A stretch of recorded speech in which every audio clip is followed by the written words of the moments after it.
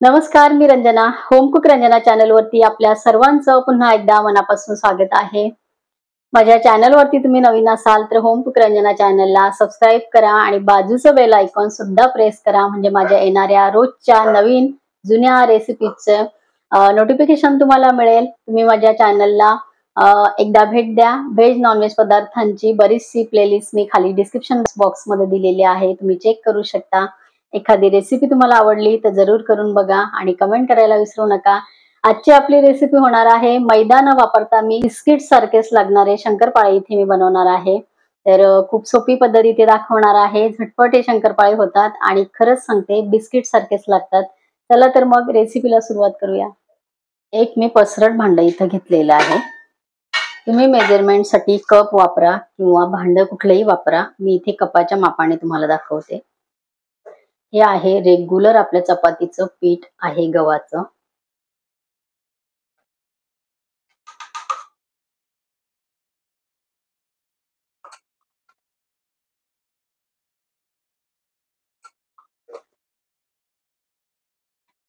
चार 5 मोठ्या प्रमाणामध्ये मला हे करायचे आहे, म्हणून मी इथे 5 कप घेतलेलं आहे गव्हाचं पीठ. हे आहे तांदळाचं पीठ. रेग्युलर भाकरींसाठी घावणांसाठी वापरतो आपण तेच हे पीठ आहे. हे घेतलेलं आहे 1 कप. इथे आपले 5 कप आपण घेतलेलं आहे गव्हाचं पीठ आणि 1 कप आपण इथे तांदळाचं पीठ घेतलेलं आहे. यामध्ये आपल्याला घालायचं आहे मीठ. 1.5 टीस्पून आपल्याला मीठ घालायचं आहे. हे सर्व व्यवस्थित मिक्स करायचंय.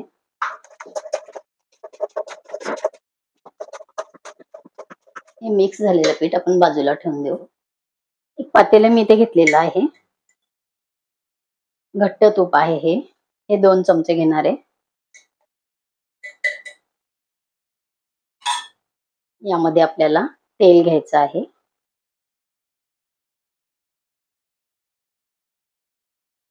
3 4 5 चमचे आपण घेतलेलं आहे तेल आणि 2 चमचे आपण भरून घेतलेलं आहे तूप. हे आपल्याला छान गरम करायचं आहे. तूप कडकडीत गरम झालेलं आहे. गरम झालेलं तूप आपल्याला पिठावरती घालून घ्यायचे.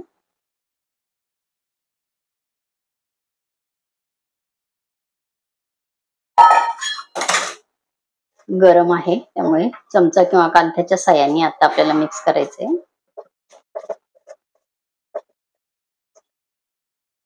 हे आपण चमच्याच्या साहाय्याने मिक्स केलं. हे थोडा वेळ आपण बाजूला ठेवू.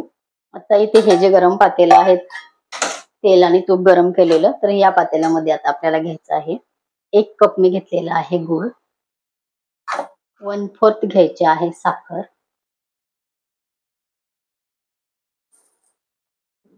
आपल्याला पाणी इथे घ्यायचं आहे.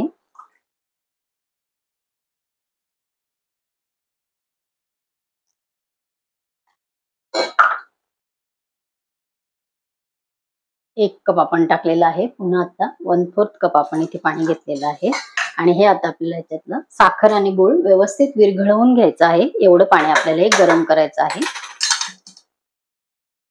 गॅसवरती मी पातेलं ठेवलेलं आहे. उकळी वगैरे नाही आली तरी चालेल, फक्त आपलं गूळ आणि साखर आपल्याला मेल्ट करून घ्यायची. हे पीठ आता हाताने आपण सगळ्या बाजूनी आपलं तेल आणि तूप सगळं लावून घ्यायचं या पिठाला.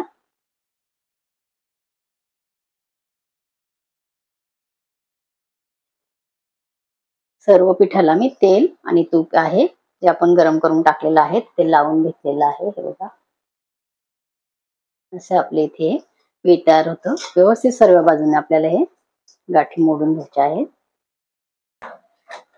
गूळ आणि साखर मेल्ट झालेली आहे. गॅस बंद करून टाकू. हे पाणी थोडंसं आपल्याला थंड होऊ द्यायचं आहे, म्हणजे आपल्याला हे पाणी हाताला सोचवेल एवढं आपल्याला हे थंड होऊ द्यायचं आहे. थोडंसं आपलं गार झालेलं आहे. ते आपल्याला या पिठामध्ये पाणी घालायचंय. मिक्स करायचंय थोडं पाणी घातल्यानंतर.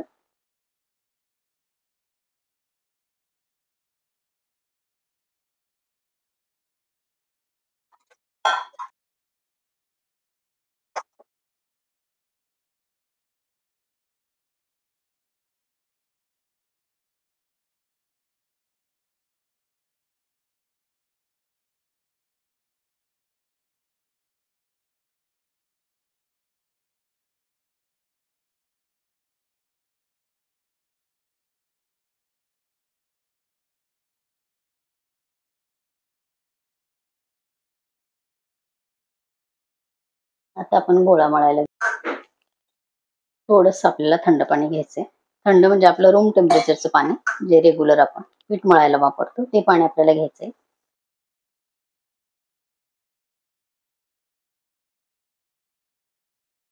तो आपल्याला हे पातळ करायचं नाहीये, कडक गोळा आपल्याला मळायचा आहे.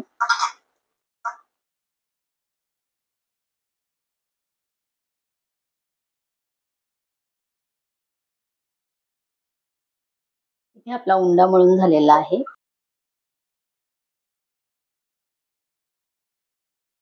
लगेच आपल्याला शंकरपाळी करायला घ्यायच्या आहेत. या प्रकारे आपल्याला इथे हा गोळा व्यवस्थित मळून घ्यायचा. मिडियम गॅसवरती कढईमध्ये मी तेल गरम करायला ठेवलेलं आहे. इथे आपल्याला गॅसचा प्लॅटफॉर्म स्वच्छ करून आणि इथेच लाटायचे आहे, कारण आपल्याला ह्या मोठ्या मोठ्या पोळ्या लाटून घ्यायच्या आहेत. हा मोठा मी असा उंडा इथे घेतलेला आहे. बघा.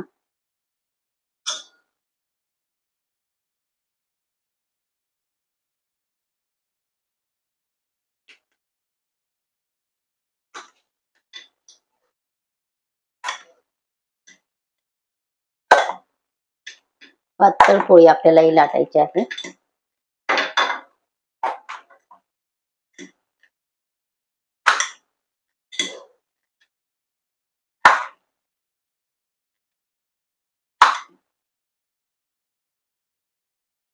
पातळ ही पोळी लाटलेली आहे मी, एकदम पातळ लाटलेली आहे. कारण लेअरचे शंकरपाळे करतो तशी आपल्याला जाडसर ही पोळी ठेवायची नाहीये. तेल आपण मिडियम गॅसवर ठेवलेलं आहे, तोपर्यंत ही पोळी लाटून बाजूला ठेवायची आणि अजून दुसरी पोळी आपल्याला इथे लाटून घ्यायची. इथे दुसरी पोळी पण आपण लाटून घेतलेली आहे. एकदम पातळ आपण ही लाटायची आहे. जर हे लाटता तुम्हाला जर पातळ एकदम लाटता येत नसेल, थोडंसं गव्हाच्या पिठाचं इथे थोडंसं असं हाताला घ्यायचंय आणि असं इथे लावून आणि आपल्याला ही पोळी लाटायची आहे. तर एकदम पातळ आपण ही लाटणार आहे. 2 पोळ्या इथे लाटून झालेल्या आहे. जेवढून दाखवते, सर्वात आधी पोळी लाटलेली आहे. 2, 3, 4, 5, 6, 7, 8 आणि 1, 9 अशा संपूर्ण पोळ्या मी इथे बनवून घेतल्या. गॅस आपला कमीच आहे आणि ह्या सगळ्या पोळ्या इथे जर लाटून तयार असतील तर तुम्हाला फक्त तेल गरम झाल्यानंतर पटापट एक एक एक एक पोळी आपली कापायची आहे आणि ते शंकरपाळे छान आपले तळून घ्यायचे आहे. हे शंकरपाळे तुम्ही नवीन बनवणारे जरी असाल तरी सुद्धा बिघडणार नाही, आतून कच्चे राहतात ही भीती वाटणार नाही. पातळ आपल्या पोळ्या आहेत. खूप लवकर हे शंकरपाळे तयार होतात. तुम्ही किती मोठ्या प्रमाणामध्ये शंकरपाळे करायला घेतले तरी सुद्धा खूप लवकर तयार होतात. फक्त इथे एक टीप देणार आहे की आता ह्या पोळ्या आपण इथे लाटून घेतलेल्या आहेत, तर ह्या पोळ्या कापायच्या आधी काय करायचं आहे ते मी इथे सांगते. तेल आपलं गरम आहे. मिडियम गॅसवरती मी हे तेल ठेवलेलं होतं. जर तुम्हाला असं वाटलं की तेल लवकर गरम होते आणि आपल्या संपूर्ण पोळ्या लाटलेल्या नाहीये, तर ते गॅस परत कमी करून आणि आपल्याला पोळ्या लाटून घ्यायच्या आहेत. तर ही पोळी मी अशी ठेवलेली होती. नंतर ती अशी घ्यायची आहे. शंकरपाळे लाटताना काय करायचं आहे ते सांगते, कारण आपण लाटून घेतलेल्या पोळ्या वरून सुकल्या जातात, त्या उलट्या करायच्या आणि थोडंसं परत त्याच्यावरती लाटणं फिरवायचं आणि आपले शंकरपाळे इथे कापायला घ्यायचे. तुम्हाला आवडतील त्या आकाराचे, आवडतील तसे शंकरपाळे इथे आपण कापून घ्यायचे आहेत.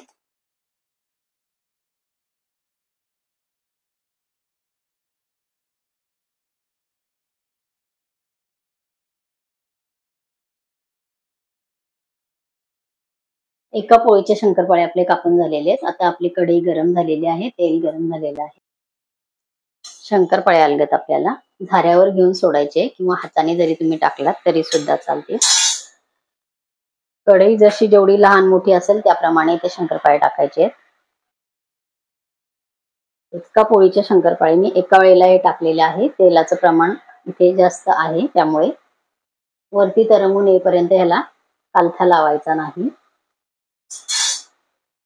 संपूर्ण एका पोळीचे शंकरपाळे मी इथे टाकलेले आहेत. गॅस कमी आहे, संपूर्ण वरती येऊ द्यायचे आहे. कालथा सध्या लावायचा नाही. थोडीशी कढई अशी थोडीशी आपली कान असतील कढईला तुमच्या असे तर असे तुम्ही जराशे हलवायचे आहे, किंवा चमचा छोटा असेल तर फक्त इथे असं करून आणि तेल असं ढवळून द्यायचं आहे.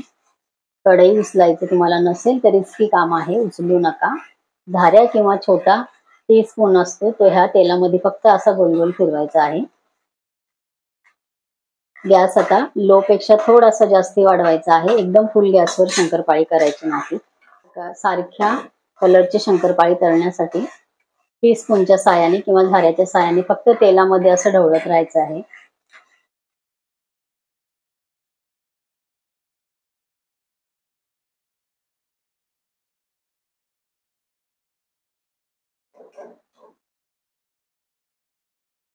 आणि याच प्रकारे आपल्याला हे शंकरपाळे तळायचे आहे. तर मी असे सर्व आता 9च्या 9 पोळ्यांचे व्यवस्थित कापून आणि ह्या प्रकारे हे शंकरपाळे सर्व तळून घेणार आहे. तर आता आपले इथे शंकरपाळे तळलेले आहे. यापेक्षा जास्त तुम्हाला डार्क कलर हवा असेल तर तुम्ही इथे करू शकता अजून थोडंसं 1-2 मिनिटासाठी. असेच सर्व प्रकारे मी हे शंकरपाळे इथे बनवून घेणार आहे. शंकरपाळे आपले इथे तळून झालेले आहेत.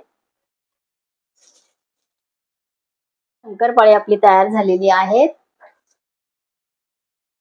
5 कप आपलं गव्हाचं पीठ होतं आणि 1 कप आपलं तांदळाचं पीठ होतं.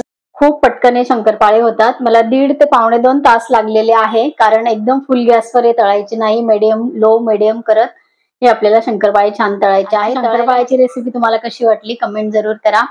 शंकरपाळ्याची रेसिपी जर आवडली असेल तर इतरांना शेअर करा. परत अशीच एक छानशी रेसिपी घेऊन आपण भेटणार आहोत. तोपर्यंत बाय बाय.